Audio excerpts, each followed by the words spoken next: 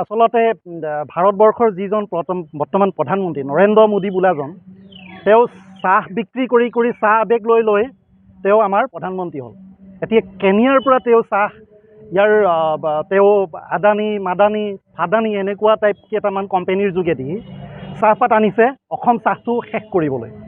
আৰু তাত এই অসমত যে হিমন্ত বিশ্ব শৰ্মা নামৰ এজন শক্তিশালী মই ৰজা বুলি কোৱা এজন যে মুখ্যমন্ত্ৰী আছে, এইজনৰ এই সময়ত তিনিচুকীয়া জিলাকে আদি কৰি অসমৰ চাহ খেতিয়কে 12 টকা 13 টকা 10 টকা পৰ্যন্ত চাহৰ ৰেট আহিছে। এইটো সময়ত তেওঁ মাদানী কিবা দিল্লীৰ পৰা কোনোবা এগৰাকী আহিব কিবা এটা কথা কৈ দিব, তেওঁলোকক বেছি গুৰুত্ব দিব লাগে, বাংলাদেশীবিলাকক লৈ তেওঁ বেছি ব্যস্ত থাকিব লাগে নে অসমত যিসকল খেতিয়কে ভূমিপুত্ৰই খিলঞ্জীয়াই ভাৰতৰ নাগৰিকে চাহ খেতিত কৰি আছোঁ তেওঁলোকৰ মৰ্মবেদনা শুনিব লাগে।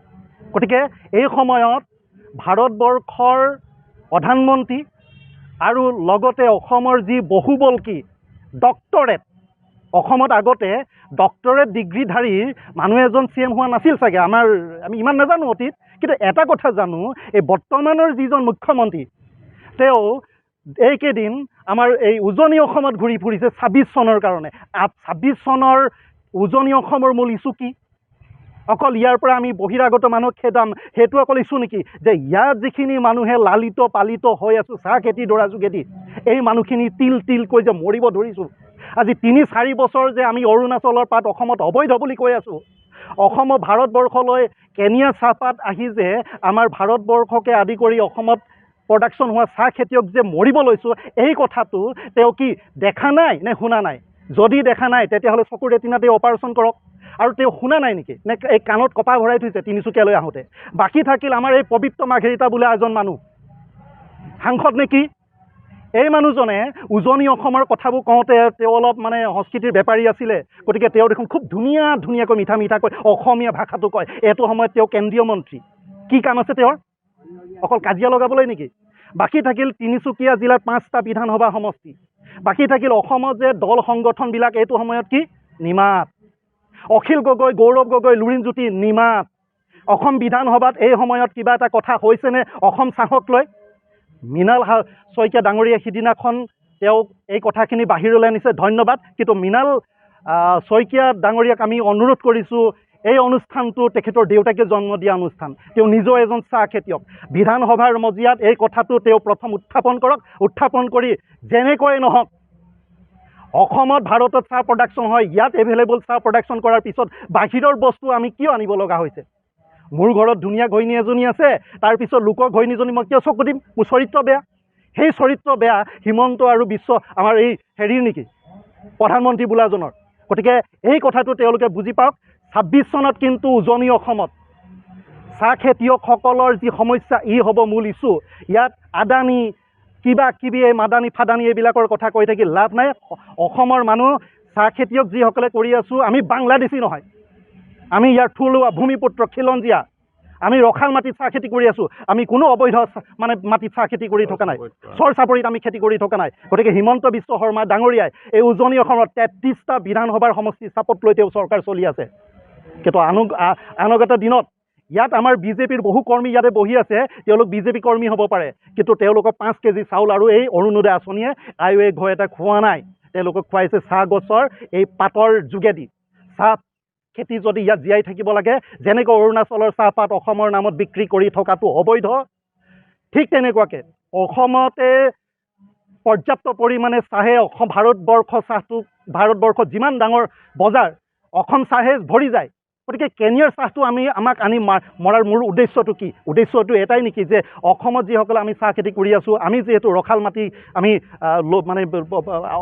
লৈ খেতি কৰি আছোঁ ভূমিপুত্ৰ হিচাপে খিলঞ্জীয়া হিচাপে, এই মাটিখিনিৰ পৰা আমাক ক্ৰমান্বয়ে লাহে লাহে চাহ খেতিটোৰ পৰা আঁতৰাই আমাক এটা সময়ত এই খেতিৰ দ্বাৰাৰ পৰা আমাক আঁতৰাই, যিহেতু আমাৰ প্ৰফিট নাথাকিলে আমি আঁতৰি যাম খেতিটোৰ পৰা, যিটো বস্তুৰ পৰা আমাৰ লাভেই নাথাকিব তাৰ পৰা আঁতৰি যাবলৈ আমি বাধ্য হ'ম। নেক্সট জেনেৰেশ্যনে যিহেতু ঘাম পেলাব নোৱাৰিব মাটিত, তেওঁলোকৰ যিহেতু মোবাইলৰ যুগ, গতিকে মানুহখিনি সহজীয়া এটা কাৰবাৰলৈ গুচি যাব। গতিকে এই মাটি খাইটিৰ যোগেদি হিমন্ত বিশ্ব শৰ্মাৰ ঘৈণীয়েক মাটি খাইটিৰ যোগেদি আমাৰ মাটিত আদানীৰ চকু নেকি, আম্বানীৰ চকু নেকি? এই 300 কোম্পানীক যে তেওঁলোকে মানে কোম্পানীৰ যোগেদি যে কেনিয়াৰ পৰা চাহ আনিছে, সেই 300 কোম্পানীক মদত পুষ্ট হৈ আছে নেকি আদানী বা আম্বানীৰ যোগেদি? গতিকে এই কথাখিনি কিন্তু হিমন্ত বিশ্ব শৰ্মাই ধুনীয়াকৈ ভাবক। তেওঁ যিমান ইয়াত হিন্দু মুছলমান কৰিবলৈ চেষ্টা কৰক, জাতি জনগোষ্ঠীৰ মাজত কাজিয়া লগাবলৈ চেষ্টা কৰক, পেটৰ ভোকটোতকৈ একো ডাঙৰ ৰাজনীতি হ'ব নোৱাৰে। গতিকে তুমি ছাকচেছ হৈছা, অশোক সিংঘাল ছাকচেছ হৈছে অসমত এইটো কাৰণতে তোমালোক অসমৰ মূল বাসিন্দা নাছিলাই। তোমালোকে আমাক তিলকৈ ধ্বংস কৰিছা। আমাৰ পৰা মাটি দি তুমি বেলেগক দিছা, আম্বানীক দিছা, আদানীক দিছা, আৰু এইটো লেংটা বাবা এটা কি নাম এইটো ৰামদেৱ, এই লেংটা বাবাক তুমি মাটি দি দিছা। অথচ আমি খেতি কৰি থকা মাটিডৰাৰ অধিকাৰটো দিবলৈ তোমাৰ কিন্তু ৰক্ষণাবেক্ষণ তুমি পৰা নাই, অক্ষম। গতিকে তুমি যিমানে ডক্টৰেট ডিগ্ৰী নিলিখা, তুমি যিমান চতুৰালি নকৰা, 33টাৰ পৰা তোমাৰ 13টালৈ আহিব। যদিহে গোলাঘাটৰ পৰা মোটামুটি শদিয়ালৈকে কিমানটা সমষ্টি আছে হিচাপ কৰা, উত্তৰ পাৰত কিমানটা সমষ্টি আছে হিচাপ কৰা, 33টা বিধানসভাৰ সমষ্টিলৈ তুমি মুখ্যমন্ত্ৰী হৈ আছা। নামনি অসমতো গেলিলেই, এই বিহাৰৰ ইলেকশ্যনটো তোমালোকৰ বিপক্ষে গৈছে, মোদীয়েতো নিজৰ চাৰ্টিফিকেট শ্ব' কৰিব নোৱাৰিলে। গতিকে আমাৰ কিন্তু ভোকক তোমালোকে কিনিব নোৱাৰিবা। গতিকে সময় থাকোঁতে তুমি জাগা, ডক্টৰেট ডিগ্ৰীটো তুমি মৰ্যাদাটো ৰাখা, যদিহে তোমাৰ ডক্টৰেট ডিগ্ৰীটো সঁচা। গতিকে এইখিনি ক'ব লগা, আৰু বেছি ক'ব লগা নাই। গতিকে খুব কম সময়ত আমি আজি আমাৰ তিনিচুকীয়া জিলাৰ বিষয়ববীয়াসকলে বহিছোঁ। আমি খুব কম সময়তে এটা ডিচিশ্যন ল'ম, আৰু আমাৰ বেছি দিন নাই। আমি যোৱা মাৰ্চ মাহত এটা উচ্চ পদস্থীয় মানে বিষয়াৰ লগতে আমাৰ কি আছিলে নামবোৰে পাহৰি যোৱা যায়, এই ইণ্ডাষ্ট্ৰি মিনিষ্টাৰ, তেওঁৰ লগত আলোচনা হ'ল, ফলাফল শূন্য। গতিকে অসম চৰকাৰে ফলাফল শূন্য, কোনো অধিকাৰ দিব পৰা নাই। খুব কম সময়তে যদি এই বস্তুটো চৰ্ট আউট নকৰে, তেতিয়াহ'লে তিনিচুকীয়া জিলাত আমি 23 চনত গণগৰ্জন দিছিলোঁ, ইয়াৰ পিছত গণগৰ্জন 2, 3 কেনেকৈ আগবাঢ়িব। খুব কম সময়তে আমি DC অফিচৰ পৰা আদি কৰি অসম চৰকাৰৰ বিৰুদ্ধে এটা প্ৰতিবাদী কাৰ্যসূচী ল'বলৈ অসমৰ পৰা একদম তিনিচুকীয়া জিলাৰ পৰা আমি এটা কিন্তু সংকল্প লৈছোঁ। সদৌ অসম ক্ষুদ্ৰ চাহ খেতিয়ক সন্থাৰ তিনিচুকীয়াৰ জিলা সমিতিয়ে আজি আমাৰ এই সাধাৰণ প্ৰতিনিধি সভা আহ্বান কৰা হৈছে। আৰু সাধাৰণ প্ৰতিনিধি সভাখন এইটো কাৰণে আহ্বান কৰা হৈছে যে তিনিচুকীয়াৰ জিলাই নহয়, গোটেই সমগ্ৰ আজি অসমত যিটো চাহৰ কেঁচা চাহপাতৰ দামৰ ক্ষেত্ৰত নিম্নগামী হৈছে, এইটো সাংঘাতিক ধৰণে আমাৰ খেতিয়ক ক্ষতিগ্ৰস্ত হৈছে।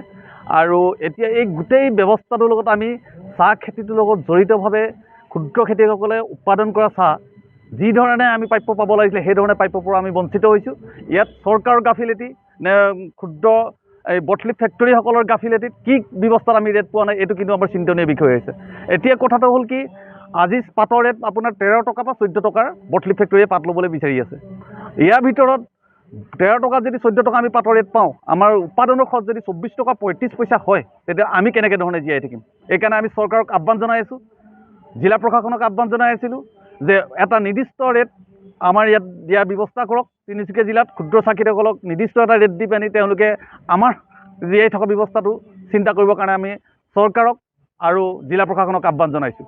যদি তেওঁলোকে এই আগষ্ট মাহ ইতিমধ্যে পাৰ হ'ব হ'ল, ছেপ্টেম্বৰ মাহ সোমাইছে, ছেপ্টেম্বৰ মাহৰ ভিতৰত যদি আমাক এটা নিৰ্দিষ্ট ৰেট যদি আমাক নিদিয়ে, তেন্তেহ'লে আমি পৰৱৰ্তী কাৰ্যসূচী ঘোষণা কৰিবৰ কাৰণে বাধ্য হ'ম। যিকোনো খবৰৰ বাবে যোগাযোগ কৰক 7099017330 লগতে 7099017110 নম্বৰত।